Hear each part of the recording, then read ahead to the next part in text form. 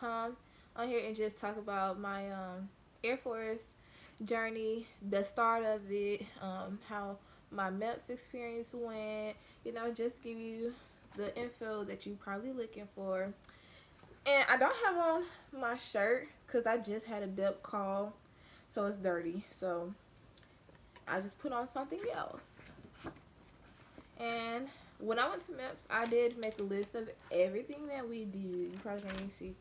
So if I'm like looking down throughout the video, don't mind me. I'm just looking at this list that I have.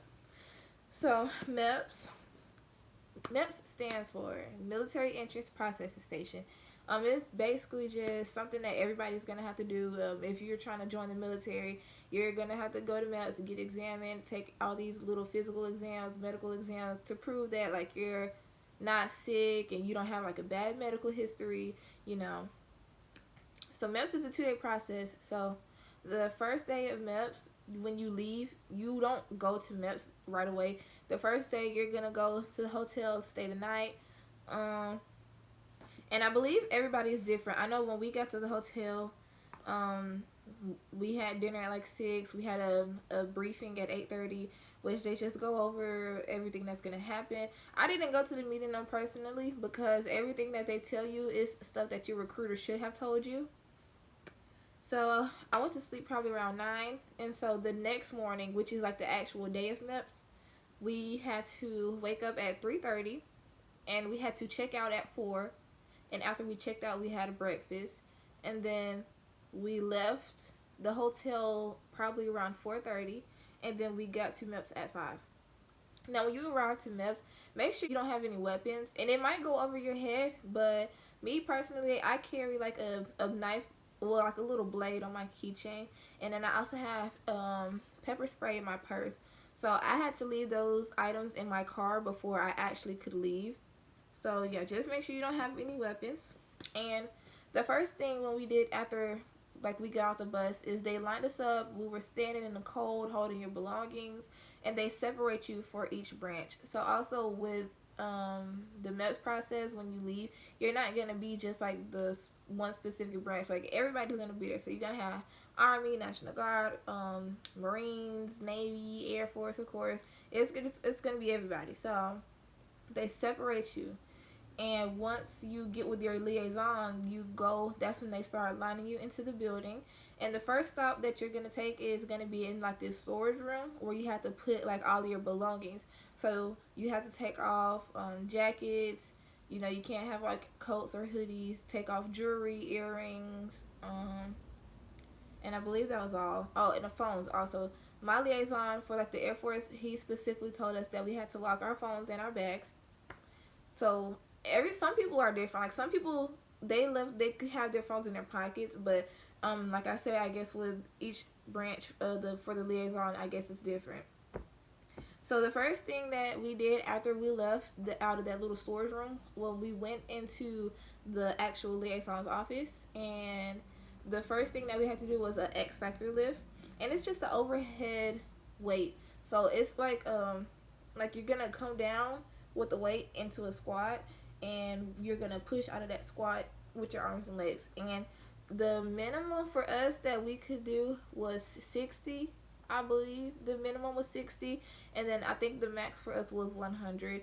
I got 70 pounds, and with that, it does qualify you for jobs. So if you can't do like a certain number and like there's a certain job you want, if you can't reach that, then you're not going to get qualified for that job. So after we did the X Factor, we started going upstairs to the second floor to get our blood pressure checked. After blood pressure, we had to go into this room, and they briefed us. When you get there, they're gonna hand you like a packet that has like all your information. And so with us, all we had to do was just go through those papers, make sure our name was spelled correctly, address was right, date of birth was right, all your information is correct, and that was pretty much it. And while we were sitting down during the briefing, they passed out breathalyzer tubes. So after we got briefed, we did the breathalyzer test. And also make sure you don't use mouthwash the day of MEPS, because If you do, it's gonna mess up your test because it's gonna make it seem like you had alcohol even if you didn't. So make sure you don't use mouthwash, but your recruiter should tell you that before they send you off. So after we took the breathalyzer, we took the vision test. Um, for me, I don't wear contacts or glasses, so I just had the regular machine where you would just put your eyes onto, and then like read line 7, read line 8. I think if you do wear glasses or contacts, they have different tests for you. I know when I went, there was 3 different setups. I know one of the other setups is they give you like a little passage, and you just have to read it all out loud to them. And I'm not sure what the third station was. I failed one of my visions. I don't know if it was my left or right, but I failed one, but I passed the other. So I think since I passed one of the other, it was okay for me to go through until the end. And so after we took our eye test, we took the hearing test. I failed my audio test also. Now, when I was taking my audio test, the lady that was administering the test, she was doing a lot of walking back and forth, and she had like a little ticket machine that kept going off because she was printing out something. And so it was really distracting, and it was hard for me to hear. So I did fail my hearing test, but there wasn't that many of us in my group when I went to MEPS, so they told us that if we failed something or if we weren't able to perform something at the moment, then we would be able to go back and retake it for the second time, just as long as everybody has already done it for the first time. So I did get to retake my hearing test. The second time when I retook it, I was in the room by myself, and I passed. I think I had like 4 zeros and mainly 5s and 10s. So that really did help a lot with it being like actually quiet. Now after my hearing test, we had to go into they separated us from male and female, so we had to go on this end of the building into a room, and we had to undress into undergarments, and that's when they took our height and weight. Now I will say, for anybody that is natural like me, how I have this puff ball on top of my head, I wouldn't recommend it because your head, like the top part of your head, like that surface needs to be flat before when they take your height, because there's gonna be like something that like pushes down on your head. And so if you have like a puff ball, they're gonna ask you to take it down. And I can already tell you, like, because I have the experience of dealing with my own natural hair, it's gonna be a pain for you to take this down and then try to put it back up and make it still look decent for the day, and you don't have a mirror. So I would highly just recommend like putting your hair down. I've had my hair in a slick back ponytail, so I didn't have any issues with my hair. So yes, they take your height and weight, and then after that you have to get back dressed. After we took height and weight, we did our urinalysis. So for the urinalysis, only 2 stalls were working, so only 2 people could go at one time. And there's like a wall. So on this side you have the stalls, and then there's the wall, and then on this side you have the doctor that's sitting behind the counter. And there is going to be somebody in there to watch you. They're not going to be like, you know, like looking like directly in the stalls just watching you, but they kind of just like stand there off to the side. For us, we had to fill up the cup halfway, and when we got done, we go on the other side, hand the man our test, well, the little cup, and then he's gonna immediately test up for pregnancy. And then I believe they test for HIV also. But I think for the HIV test, it takes a couple of days. I think they said it takes 3 days for that test to come back. So that's something that you're going to have to wait for. So then after the urinalysis, after they check you to see if you're pregnant or not, then we took the blood test. So it's not a blood test, but they draw blood.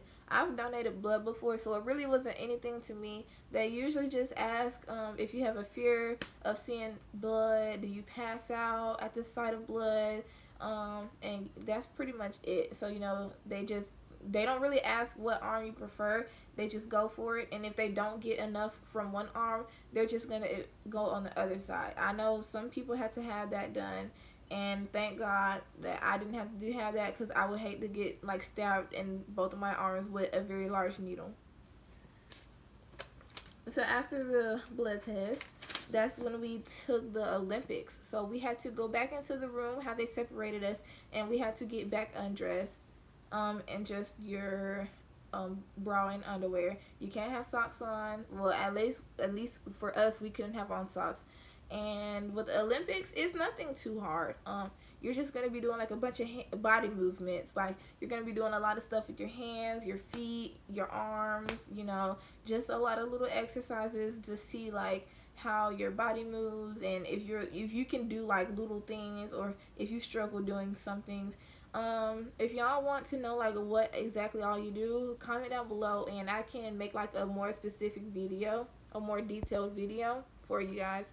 And you do have to do the duck walk, and it's nothing hard. Like nobody in my group that was like doing it all at once, nobody had issues trying to do it, so we all passed doing the Olympics.